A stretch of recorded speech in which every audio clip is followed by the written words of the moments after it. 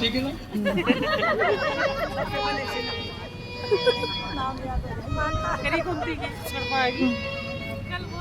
भगवान सुखदेव जी महाराज कहते हैं परीक्षित, पुंडरक की जय जयकार होने लगी। अब काशीराज ने कह दिया, बोले एक काम और करो। बोले क्या? बोले अब तो पूजा भी हो गई। बोले हाँ। बोले अब एक द्वारिकाधीश को पत्रिका लिख दो। कैसी पत्रिका? बोले लिख दो कि युद्ध के लिए ललकारो भगवान को। पुंडरक बोला अब तो पूजा भी हो रही, ठीक भी बात चल रही, क्या चक्कर में भटक रहा है? पुंडरक बोला वो भगवान बनने के लिए थोड़ी रिस्क तो लेना ही पड़ती है। पुंडरक ने कहा अगर गलती से अगर युद्ध करने आ गए तो काशीराज बोला वो आते नहीं, और अगर गलती से आ भी जाए तो रण छोड़कर भाग जाते हैं। पुंडरक आ गया, कहने में लिख दी पत्रिका द्वारिकाधीश को। एक दूत भेज दिया। भगवान द्वारिकाधीश अपने महल में अपनी सभा में बैठे थे। वही पत्रिका चली गई दाऊ भैया के हाथ में। दाऊ भैया ने पत्रिका पढ़ी और हंसने लगे। भगवान अपने सिंहासन पर थे, वहीं से कहने लगे दाऊ भैया ऐसी कौन सी बात है गई, हंस रहे हो? दाऊ भैया बोले लाला तेरा काम हो गया, दूसरे द्वारिकाधीश तैयार है। मतलब पत्रिका पढ़ी, भगवान ने पत्रिका पढ़ी, दूत से कहा जाओ अपने राजा से कह देना कि हम उनसे कल मिलने आ रहे हैं। आकर दूत ने कहा, पुंडरक थर-थर कांपने लगा। भगवान सुखदेव जी कहते परीक्षित, जैसे ही पुंडरक कांपने लगा और भगवान पुंडरक के यहाँ पर आए, भगवान ने पुंडरक को समझाया कि अभी भी समय तो मेरे शरण में आ जा, पर याद रखना जिसका समय गलत आ जाता है फिर उसको कोई कितना भी समझाए पर वो समझने को तैयार नहीं होता है, क्योंकि समय गलत आया।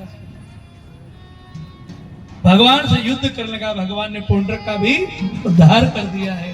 पुंडरक का उद्धार करने के बाद भगवान पुनः द्वारिका पधारे। आगे भगवान सुखदेव जी कहते परीक्षित, जरासंध को पता चला तो जरासंध ने अपने अभिमान में आकर के जरासंध ने अपने से छोटे जितने भी राजा थे ना, उन राजाओं का राज्य हड़प कर लिया और बाकी सभी राजाओं को बंदी बना लिया।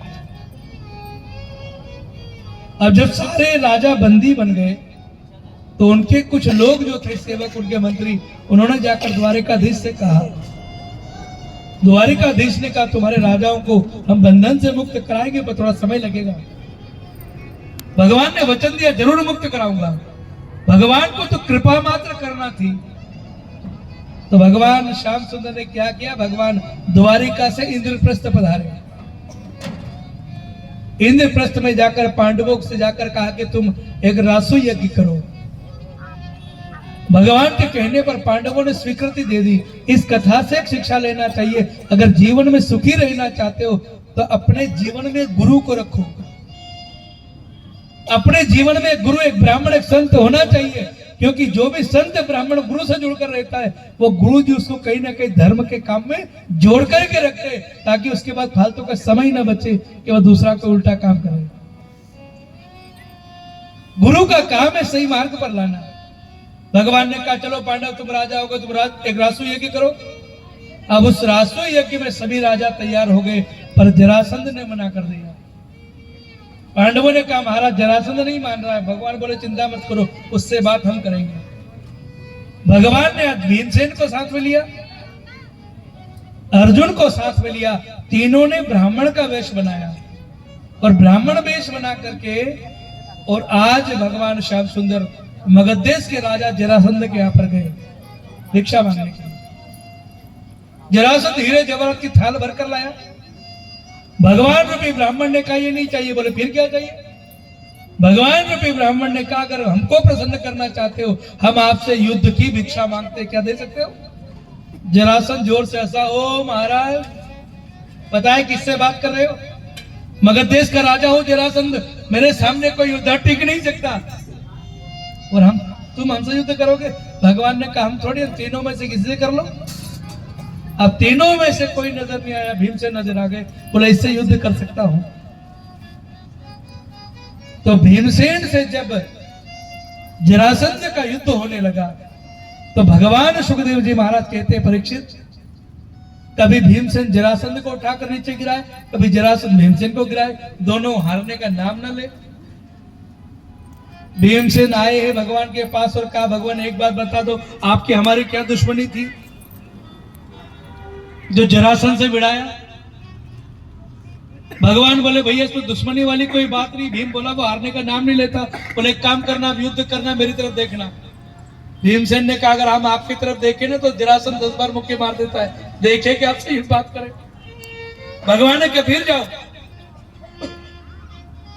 कितनी बार भीमसेन ने जरासंध को उठाया, जमीन पर दे मारा, और भीमसेन ने भगवान की तरफ देखा। भगवान ने तिनका उठाया और तिनका उठाकर 1/2। भीमसेन ने भी जरासंध के 1/2 किए, किधर किधर फेंक दिया। वही दौड़ कर आया जरासंध। भीमसेन बोले, जरासंध मारा गया। अब जरासंध को तो वरदान था कि आकर फिर उड़ जाए। फिर आया, फिर पीछे से मुष्टिका प्रहार किया। एक बार नहीं, 2 बार 1/2 किया। भीम ने कहा, क्या करूं, ये आकर के जुड़ जाता है। भगवान ने कहा, फिर मेरी तरफ देखना।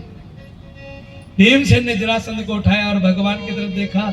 भगवान ने फिर एक तिनका उठाया, 1/2 बोला, वैसे नहीं फेंकना है, ऐसे करके फेंकना है। जरासंध का उद्धार आज भीम के हाथों भगवान ने कराया।